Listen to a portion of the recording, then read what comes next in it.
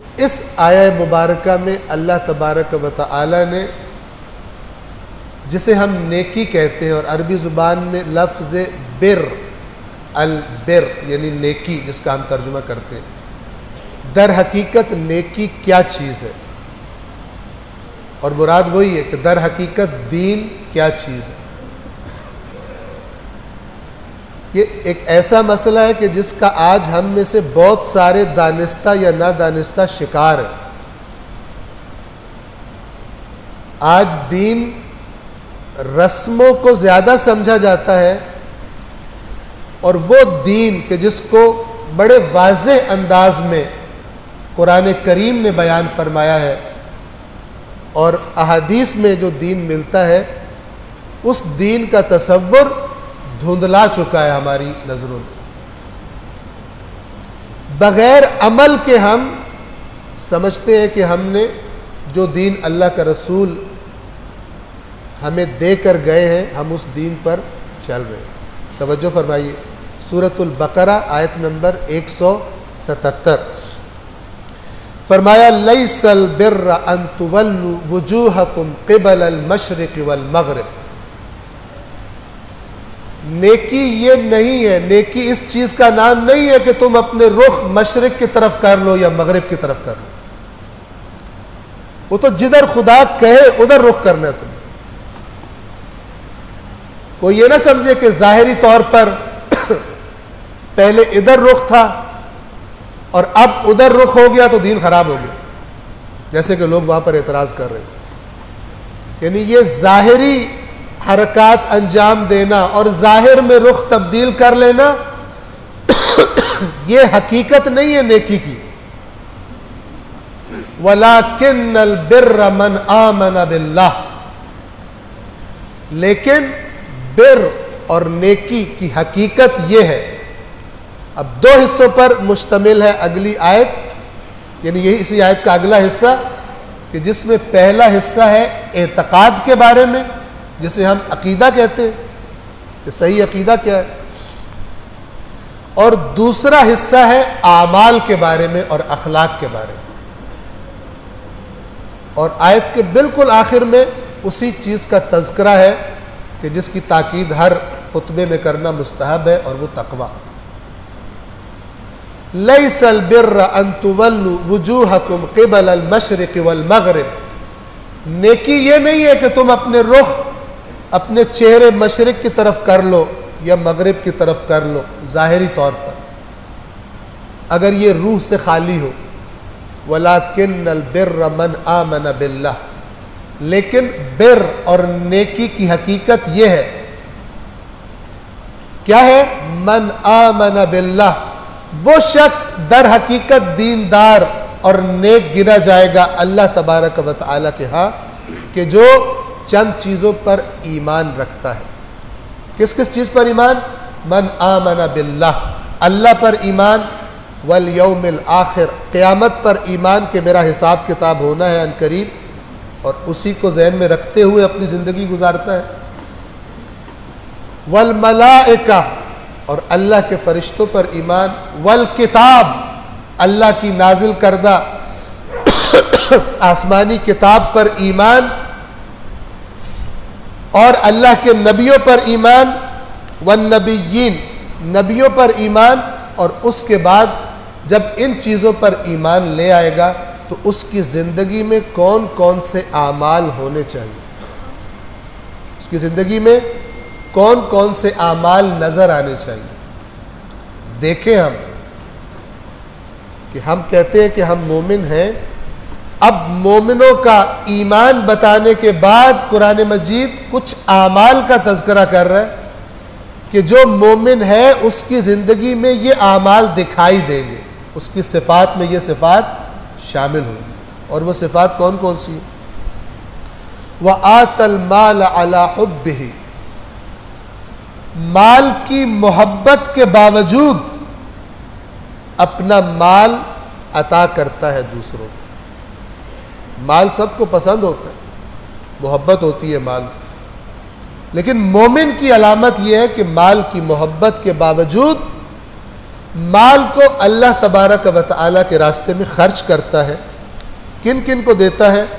ذوی القربہ، سب سے پہلے نمبر پر جو اس کے اپنے عزیز اور رشتہ دار جن کے پاس اس کی نسبت مال کمتر ہے، ان کی حیثیت مالی کمتر ہے، اور وہ ان کے پاس اتنا نہیں ہے جتنا اس کے پاس۔ مومن کی صفت یہ ہے، یہ مومن کی صفت نہیں ہے کہ اگر فرض کریں کہ میرے پاس چند روپے زیادہ آ گئے اور میری نوکری اور میرا کاروبار کچھ زیادہ اچھا ہو گیا تو اب میں اپنے ہی رشتہ داروں کے سامنے اپنے مال پر فخر کروں اور بتاؤں کہ تم پیچھے رہ گئے ہو، میں آگے بڑھ گیا ہوں۔ یہ مومن نہیں ہوتا، یہ متکبر ہوتا ہے، یہ قرآن و حدیث کی روشنی میں گھٹیا اور پست انسان ہوتا ہے کہ جو چند ٹکے اضافی مل جانے کی وجہ سے اپنے ہی عزیزوں پر اور اپنے ہی ساتھیوں پر برتری جتلانے لگے۔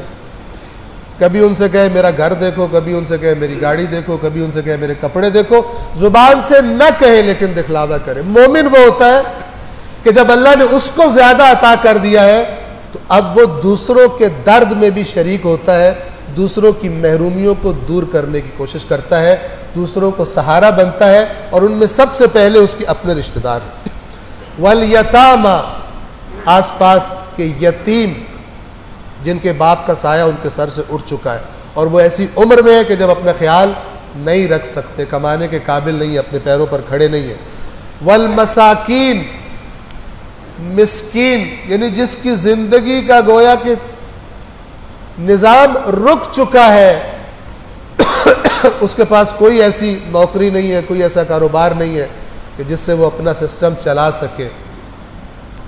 مومن وہ ہے کہ جو اپنا مال اس کو دیتا ہے۔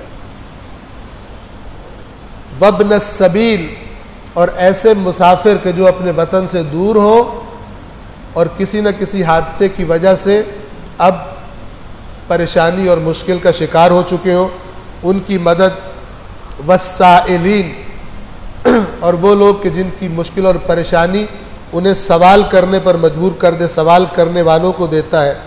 وفی الرقاب، اور ان انسانوں کے بارے میں کہ جن کی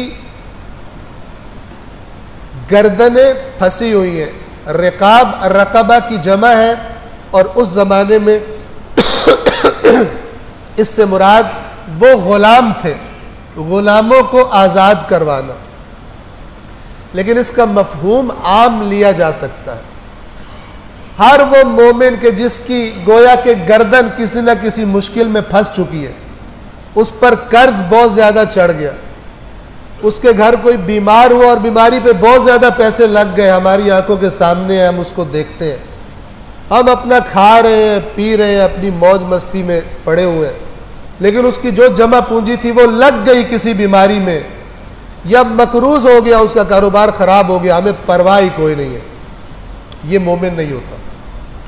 پھر رقاب، پھنسی ہوئی گردنوں کو چھڑوانے کے لیے، یہ ایسا ہی ہے جیسے آپ نے کوئی غلام اللہ کی راہ میں خرید کر آزاد کر دیا۔ وفر رقاب، اور اس کے بعد پھر وَأَقَامَ الصَّلَاةَ، اور نماز قائم کرتا ہے۔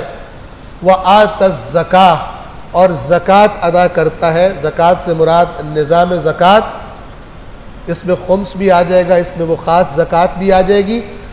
توجہ اس نقطے کی طرف فرمائیے، میں نے پہلے بھی عرض کیا یہیں پر کہ تفصیلاً بھی انشاءاللہ کسی موقع پر اس موضوع کو ہم چھیڑیں گے کہ یہاں زکوٰۃ کا تذکرہ الگ سے کیا گیا اور مراد واجبات ہے، اور اوپر جو کہا گیا مال کی محبت کے باوجود خرچ کرتا ہے، وہ واجبات نہیں ہے۔ اکثر افراد کے جو الحمدللہ مثلا خمس ادا کرتے ہیں، اپنے واجبات ادا کرتے ہیں، انفاق کی عادت کم دیکھنے میں آتی ہے۔ انفاق فی سبیل اللہ، انفقوا فی سبیل اللہ، اللہ کے راستے میں مال خرچ کرو، اس سے مراد واجبات نہیں ہے۔ واجبات کا تذکرہ قرآن مجید الگ سے کرتا ہے، زکوٰۃ کا نام لے کر، مثلا خمس کا نام لے کر، لیکن جب اللہ تبارک و تعالیٰ فرماتا ہے کہ انفقوا فی سبیل اللہ، تو تو وہاں پر مراد ہوتی ہے کہ جو واجبات ہیں اس سے ہٹ کر جو تمہارا مال ہے اللہ نے تمہیں دیا ہے اس میں سے خدا کے راستے میں خرچ کرو. فرمایا یسألونک ماذا ينفقون قل العفو، اے رسول یہ آپ سے سوال کرتے ہیں کہ کیا خرچ کریں، کیا انفاق کریں. قل العفو، جو تمہاری ضروریات سے زیادہ ہے، تمہاری ضروریات زندگی سے زیادہ ہے، اسے خدا کے راستے میں خرچ کرو. واجبات مراد نہیں. توجہ فرمائیے. وَأَقَامَ الصَّلَاةَ، نماز قائم کرتا ہے. وَآتَ الزَّكَاةَ، زکوٰۃ ادا کرتا ہے. وَالْمُوفُونَ بِعَهْدِهِمْ، اور اپنے عہد کو وفا کرنے والے، اپنے وعدوں کی وفا کرنے والے. میں نے آپ سے وعدہ کیا، فرض کریں آپ مجھے قرض دے دیں، میں آپ کو فلاں دن پورا کر دوں گا. قرض لیتے ہوئے نیت ہے کہ نہیں دینا. بعض لوگوں کی عادت ہوتی ہے جھوٹ بول کے لے لینا اور نہ دینا. اور بعض دفعہ ایک شخص نمازی ہے، واجبات اپنے پورے کرتا ہے، لیکن پیسہ کسی کا ہاتھ لگ جائے تو نہ دینے کی قسم کھائی ہوئی. یہ مومن نہیں ہے. روایات میں بتایا گیا کسی کا دین دیکھنا ہو، اس کی نماز اور روزے اور لمبے سجدے اور لمبے رکوع نہ دیکھو. ہو سکتا ہے ان چیزوں کی اسے عادت پڑ گئی. کسی کا دین دیکھنا ہو تو دیکھو بات جب کرتا ہے سچ بولتا ہے یا نہیں، وعدہ کرتا ہے وفا کرتا ہے یا نہیں، امانت رکھی جائے امانت داری کرتا ہے یا امانت میں خیانت کرتا ہے. دین معاملات میں دیکھو، دین اس کے عمل میں دیکھو، معاملات میں دیکھو. والموفون بعہدہم، اپنے عہد کو وفا کرنے والے. والصابرین فی البأساء والضراء وحین البأس، اور صبر کرنے والے یعنی اپنے آپ کو کنٹرول میں رکھنے والے، مشکلات کے وقت میں، سختیوں کے وقت میں، جب ان کے پاس ان کو کوئی نقصان ہو جائے، ان پر کوئی بیماری آ جائے، ان کا کوئی عزیز دنیا سے چلا جائے، کوئی بھی ایسی چیز ہو جائے، ان تمام معاملات میں صبر کرنے والے. وحین الباس، اور حتیٰ کہ میدان جنگ میں جب دشمن بالکل سامنے ہے وہاں پر ثابت قدم رہ کر دشمن کا مقابلہ کرنے والے.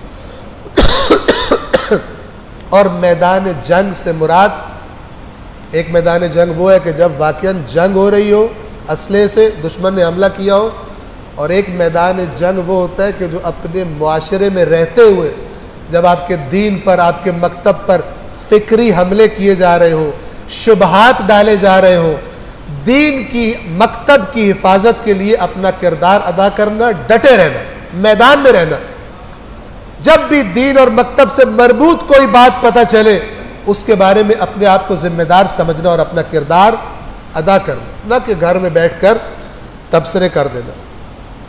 اب آپ نے ان صفات کی طرف توجہ فرمائی. اب اس آیت کا آخری حصہ سنیے. یہ جتنی صفات اوپر بیان ہوئی ان کی طرف اشارہ کر کے آیت مبارکہ کے آخر میں نتیجہ اللہ تبارک و تعالی دیتا ہے. فرمایا اولئک الذین صدقوا، یہی لوگ ہیں کہ جو سچے ہیں. دعوی ایمان کرنے والا ہر شخص سچا نہیں ہے.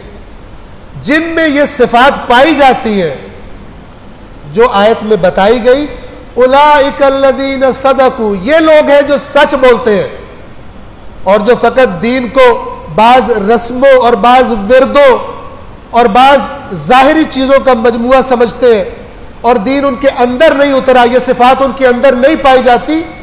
یہ اولئک الذین صدقوا میں شامل نہیں. اولئک الذین صدقوا واولئک هم المتقون، یہی لوگ ہیں کہ جو دعوی ایمان میں صادق تھے، سچے تھے. واولئک هم المتقون، اور یہی لوگ ہیں کہ جن کو اللہ تبارک و تعالی صاحبان تقوی کہتا ہے. اولئک هم المتقون.